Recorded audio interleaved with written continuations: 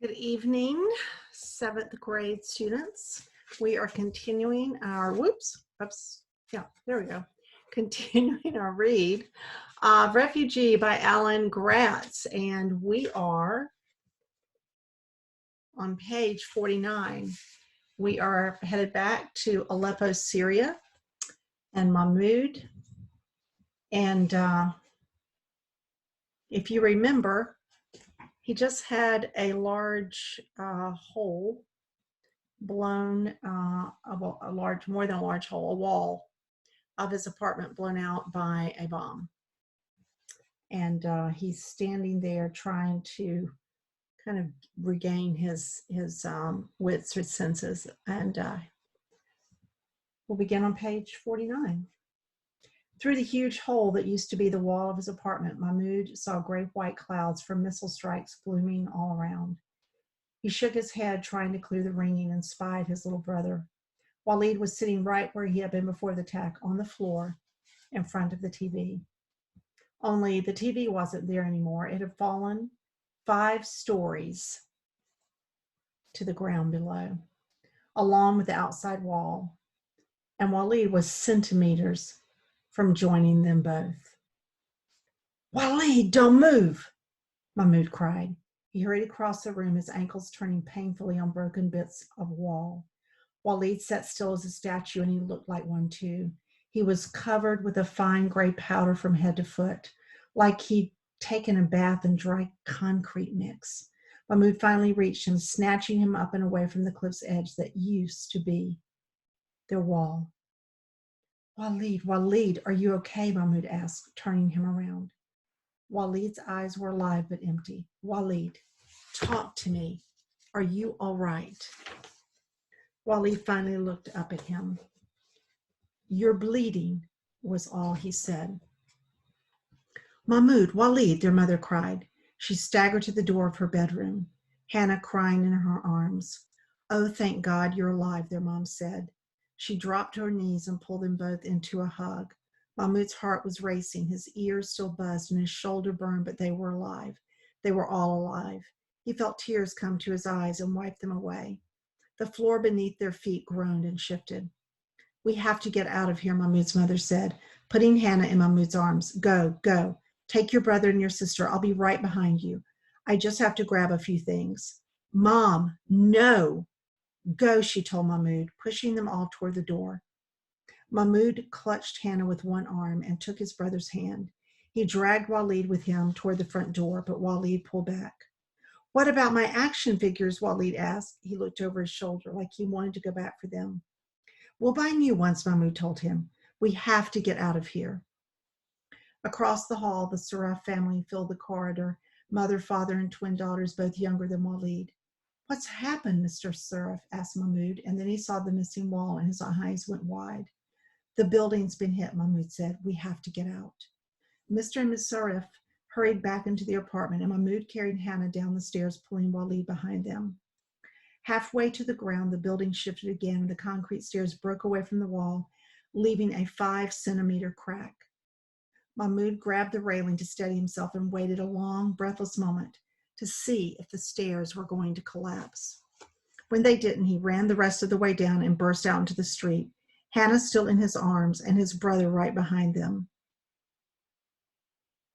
Rubble was strewn everywhere.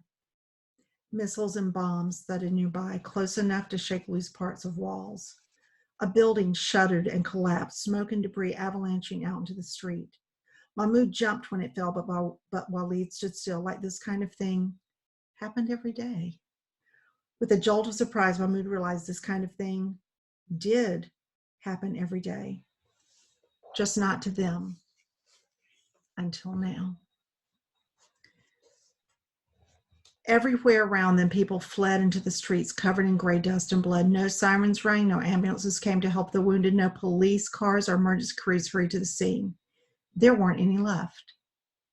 Mahmoud stared up at the building. The whole front had collapsed. Mahmoud felt like he was looking into a giant dollhouse. Each floor had a living room and a kitchen just like theirs, all decorated differently. The building groaned again, and a kitchen on the top floor began to tip toward the street. It collapsed onto the 6th floor and then into Mahmoud's apartment on down like dominoes. Mahmoud barely had time to yell, "Run," and drag Walid and his sister away before the whole building came crashing down into the street, thundering like a jet fighter. Safe on the sidewalk across the street, clutching Hannah and Walid, Mahmoud suddenly realized his mother had still been in the building. "Mom! Mom!" Mahmoud yelled. "Mahmoud, Walid!" he heard his mother cry, and she came out from behind the pile of rubble with the Sarif family, all of them covered in gray dust. She ran toward Mahmoud and embraced him, Walid, and Hannah. "We went out the back stairs," she told them, "and just in time." Mahmoud looked up at where his apartment had been. It wasn't there anymore. His home was totally destroyed. What would they do now? Where would they go? Mahmoud's mother was carrying their school backpacks, and she traded them for Hannah. Mahmoud couldn't understand why his mother bothered to save their backpacks until he saw they were stuffed with clothes and diapers. She had gone back for whatever she could take from the apartment. Everything they owned was in these 2 backpacks. "I can't reach your father," Mahmoud's mother said, thumbing her phone. "There's no service again." Mahmoud's father was an engineer with a mobile phone company. If the phones were out, he was probably working on trying to fix them. But what if his father had been hit by one of the bombs? Mahmoud's stomach twisted into knots just thinking about it. But then there his dad was running down the street toward them, and Mahmoud felt like he could fly. "Fatima, Mahmoud, Walid, Hannah," his father cried. He wrapped them all in a hug and kissed little Hannah on the forehead. "Thank God you're all alive," he cried.